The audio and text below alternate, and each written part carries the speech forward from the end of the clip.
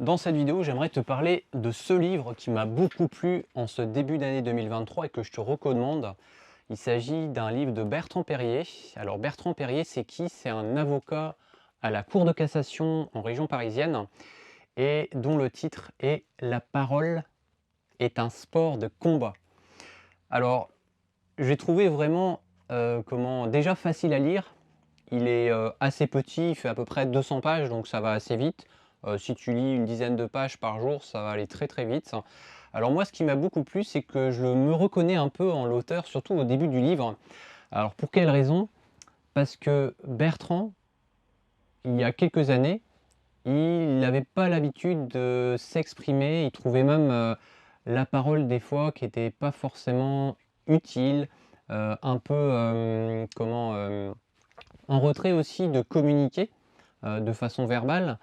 Et je me reconnais parce que je sais qu'il y a quelques temps, pas si longtemps que ça d'ailleurs, j'évitais aussi de m'exprimer en public, enfin surtout de m'exprimer verbalement. J'avais beaucoup tendance à privilégier beaucoup l'écriture.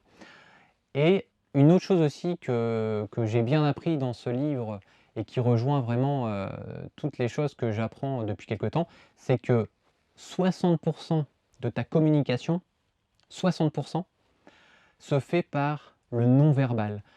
Par exemple, rien qu'avec ta posture, avec ton langage, par exemple, rien qu'avec l'utilisation de tes mains quand tu communiques, avec ton regard et avec les silences, eh ben, ton message, tu vas le faire passer déjà à 60%. Je trouve ça vraiment remarquable parce que c'est là que tu te dis qu'au final, les mots, même s'ils ont de l'importance, ne font pas tout.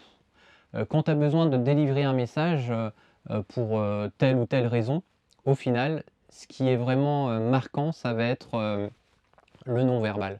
Et longtemps, justement, je trouve en tout cas que mon défaut, c'était par exemple de parler trop vite, d'essayer justement aussi de chercher mes mots parce que quand par exemple tu es en public, tu as tendance à être un peu peut-être intimidé, à vouloir te précipiter et au final tu te rends compte que quand tu parles trop vite, ça se retourne entre guillemets en contre toi parce que tu parles tellement vite que tu n'arrives plus à trouver justement tes mots et à t'exprimer de façon aisée quoi si tu veux.